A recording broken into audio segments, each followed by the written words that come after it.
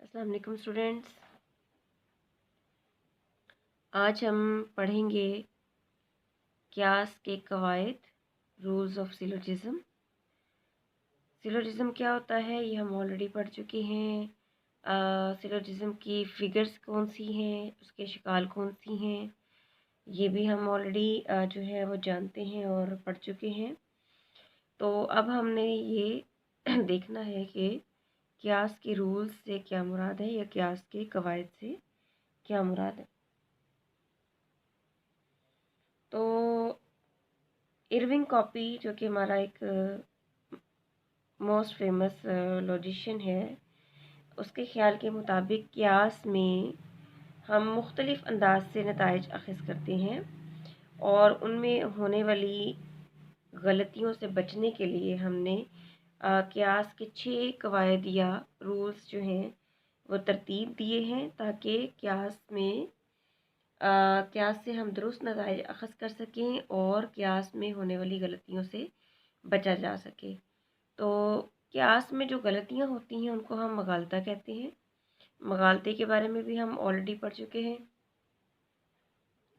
तो इन मगालतों से बचने के लिए हमें क्यास के कवायद पर अमल पैरा होना पड़ता है और वो कवायद कौन कौन से हैं वो हम देखेंगे और पढ़ेंगे।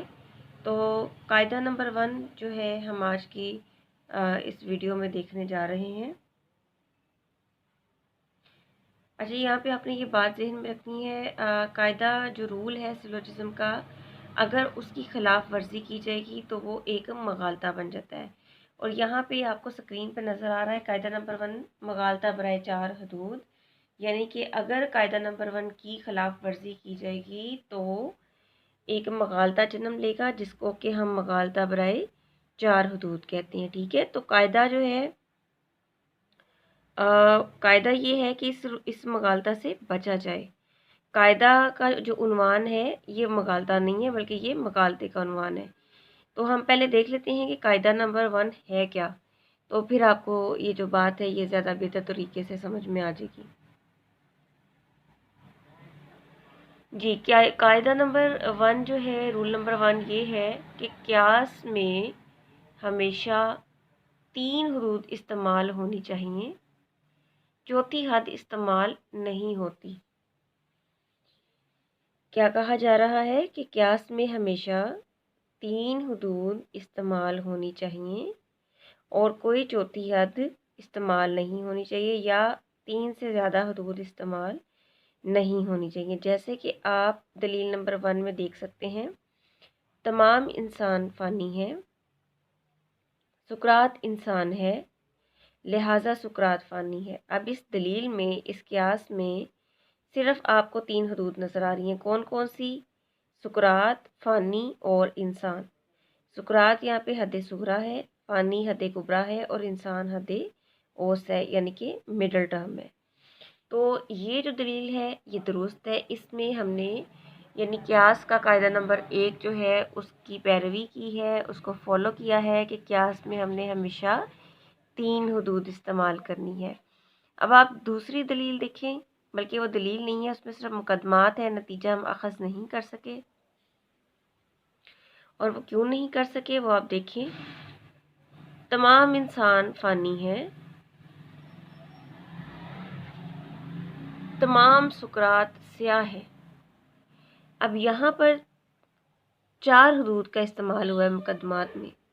कौन कौन सी? इंसान, फ़ानी, सुकरात और स्याह। अब चूंकि यहाँ पे ये 4 हदूद हो गई हैं तो लिहाजा हम इन 2 मुकदमात में से कोई भी नतीजा अखज़ नहीं कर सकते। क्यों? क्योंकि पहले मुकदमे की कोई लॉजिकल कंसिस्टेंसी नहीं बन रही दूसरे मुकदमे के साथ, या दूसरे मुकदमे की कोई लॉजिकल कंसिस्टेंसी नहीं बन रही किसके साथ? पहले मुकदमे के साथ। तो जब दोनों मुकदमात में ही आपस में कोई मंतकी लज़ूम या रिलेशनशिप नहीं पाया जा रहा तो ऐसी सूरत में हम इस्तदलाल जो है उसको बिल्डअप नहीं कर सकते, हम मुकदमा से नतीजा अखज़ नहीं कर सकते हैं। तो लिहाजा हम यहाँ पर देख रहे हैं कि इस मिसाल में क्यास के कायदा नंबर 1 जो कि ये है कि क्यास में हमेशा 3 हदूद इस्तेमाल होंगी اس کی خلاف ورزی کی گئی ہے، تو لہٰذا اس خلاف ورزی سے نتیجہ اخذ نہیں ہوا۔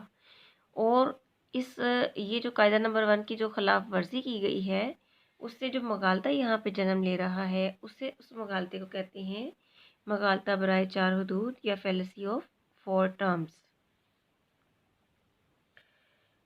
تو اب میرا خیال ہے اب آپ کو یہ بات سمجھ میں آنی چاہیے کہ قاعدہ نمبر 1 یہ ہے کہ ہمیشہ 3 حدود کا استعمال ہوتا ہے قیاس میں، اور اگر اس کی خلاف ورزی کی جائے گی تو جو مغالطہ جنم لے گا اس مغالطے کا نام ہے مغالطہ برائے 4 حدود۔ تو اگر آپ کو سوال اس طرح سے پوچھا جائے کہ مغالطہ برائے 4 حدود کی وضاحت کریں، تو آپ اس کی وضاحت اسی تناظر میں کریں گے کہ مغالطہ برائے 4 حدود قیاس کے قاعدہ نمبر 1 کی خلاف ورزی سے پیدا ہوتا ہے، اور قیاس کا قاعدہ نمبر 1 ہمیں یہ بتاتا ہے کہ قیاس میں ہمیشہ 3 حدود کا استعمال ہوتا ہے، جو کہ حد صغریٰ ہے، حد کبریٰ ہے اور حد اوسط ہے۔ اور اگر ان 3 حدود کے علاوہ کسی اور حد کا استعمال کیا جائے تو مغالطہ برائے 4 حدود جنم لیتا ہے، جو کہ قیاس کے قانون کی خلاف ورزی ہے۔ تو اس کے ساتھ ہی ہمارا یہ قاعدہ نمبر 1 جو ہے یہ کمپلیٹ ہو گیا۔ آئی ہوپ کہ یہ بات آپ پہ مکمل طور پہ واضح ہو گئی ہوگی اور اس میں کوئی آپ کو سمجھنے میں پرابلم نہیں ہے، اور اگر آپ کو یہاں پہ کسی بھی نقطے کی سمجھ نہیں آئی تو آپ میرے سے پوچھ سکتے ہیں۔